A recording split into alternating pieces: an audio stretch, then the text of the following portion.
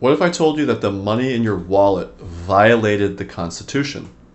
Not metaphorically, literally. And I don't mean literally as in the way we use it, like literally I almost died. Literally as in actually. The Constitution does not say that Congress can print money. Nowhere does the Constitution give Congress the authority to do so. They don't. It does, in fact, say, though, that Congress can coin money. Coin money. I'm going to go coin my report out. Can you coin that report out on the coiner for me? No, it's print on the printer.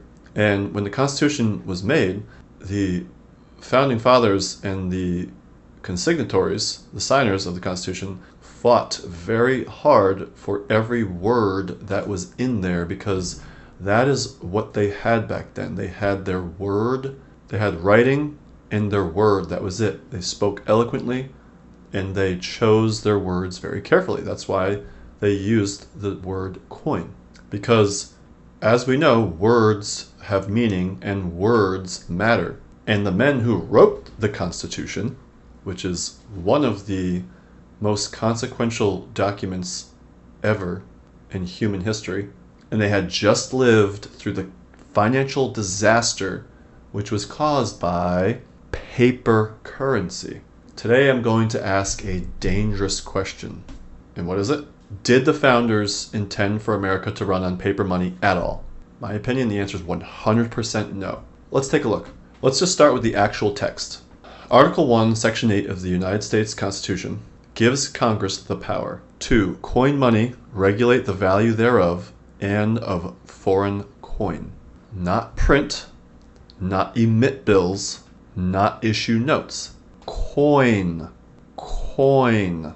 Then it gets stronger. Article 1, Section 10 says that states may not coin money, emit bills of credit, or make anything but gold or silver coin a tender in payment for debts. That's not vague language. That's not like, they can make whatever they want into money and then pay the debts. They were very specific. That's why it went into the document. That's deliberate. That's why when you speak to people, you choose particular words to say to them to convey a message, to communicate. The Constitution explicitly bans states from issuing paper money. So here's the question. So if the framers distrusted paper money so much and banned the states from using it, then why would they quietly allow the federal government to do it? Oh, because they wouldn't. That's why they put it in there. And at the Constitutional Convention, they fought tooth and nail about how much they fucking hated bills of credit and paper money, because it destroyed the colonies in the early days. Almost every single state went through a crazy hyperinflation. To understand this, you have to understand what they lived through first. During the Revolutionary War, the Continental Congress printed massive amounts of paper money, known as Continentals. At first, it funded the war effort, but then, like always and forever, when you print money, what follows, everyone? Inflation. And what follows after inflation? More inflation. And eventually, collapse. The currency became so worthless that colloquially people would say, oh, that's not worth a continental, like that's not worth a pile of shit, basically. Savings were destroyed, contracts were broken, trust evaporated. James Madison later wrote in the Federalist number 44 about the pestilent effects of paper money. No mild criticism. Pestilent, like a disease. The founders believed that paper money corrupted public morals, harmed creditors, enabled political manipulation. That sounds very similar to, what's happening today. This wasn't a theory either. It was their lived experience. Now here's something that most people don't know. The Constitutional Convention debated whether Congress should have the explicit power to issue paper money, what they called bills of credit, and they struck it out. Why would they do that? Roger Sherman, my boy from Connecticut, reportedly declared, "This is the favorable crisis for crushing paper money." Crushing, not regulating, not reforming, crushing, extinguishing, Governor Morris opposed giving Congress the power. James Wilson opposed it. There was a deep suspicion that if you give politicians the power to print money, they would abuse it.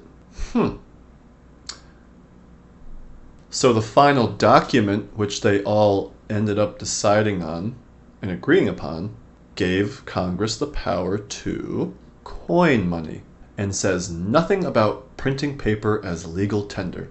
That should give us a clue or two. And it explicitly prohibits states from emitting bills of credit. Okay. That omission is not accidental. And here's where it gets very interesting. Not that Hamilton's my favorite dude, but Alexander Hamilton, often seen as a champion for strong federal power, also warned about paper money. In 1783, he wrote, "To emit an unfunded paper as the sign of value is pregnant with abuses." Boom. Hamilton understood public credit, and he understood finance. So he was a smart dude. But even he warned about paper currency without backing invites corruption and fraud. The founders didn't just worry about inflation, they worried about power. Because whoever controls the money supply controls the economy and basically controls the people. This is why legal tender laws exist, to prop up the failing dollar. So if that's what the founders believed, why do we use paper money today? The answer is pretty simply war. During the Civil War, the federal government issued greenbacks, paper notes not backed by gold or silver. Not backed by gold or silver. It was an emergency measure, and we all know how emergency measures go. First starts out of an emergency, then it just stays the norm. And it was very controversial. The issue went all the way to the Supreme Court in what became known as the legal tender cases. In cases like Knox versus Lee, the court eventually ruled that Congress could issue paper money as legal tender under its powers and passed laws necessary and proper to execute its authority.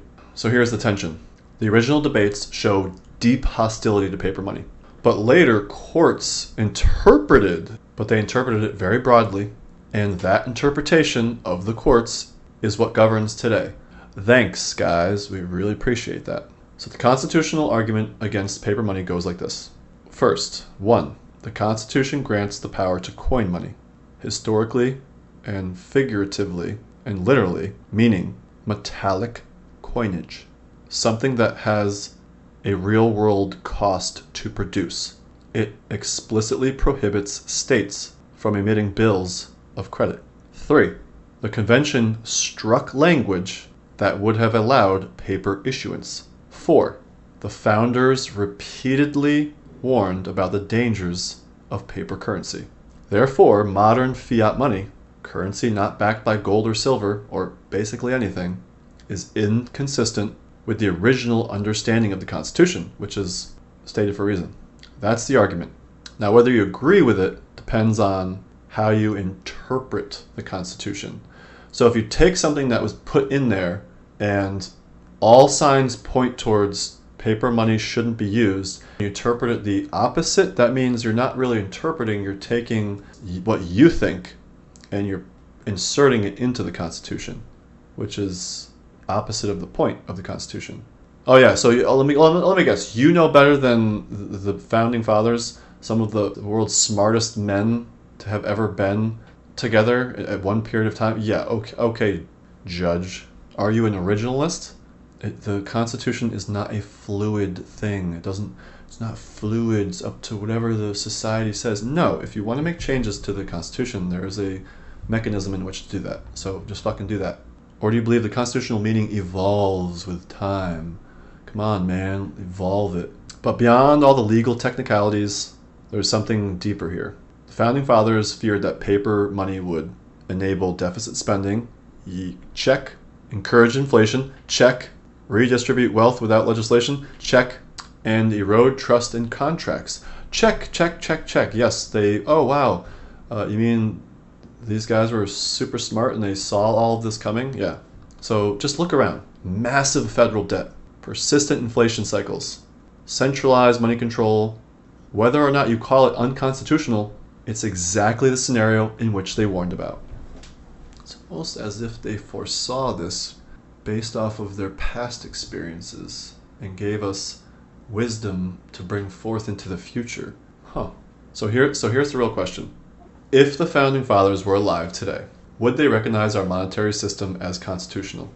Or would they say, good Lord, did we have to literally come out and say, paper money is banned forever and all eternity and never to be used again? You morons. Or would they see it as the very abuse in which they tried to prevent? The Constitution says Congress can coin money. The founders talked about crushing paper currency, and the Supreme Court later expanded that federal authority. 3 layers: text, intent, interpretation. Where you land, I guess, depends on which one you prioritize. But one thing is clear. The debate over money isn't just economic, it's constitutional. And it goes all the way back to the beginning. Thank you for watching Bear Economics. If you got any value or you enjoyed the video, just like, subscribe, share with a friend, and I'll see you in the next one.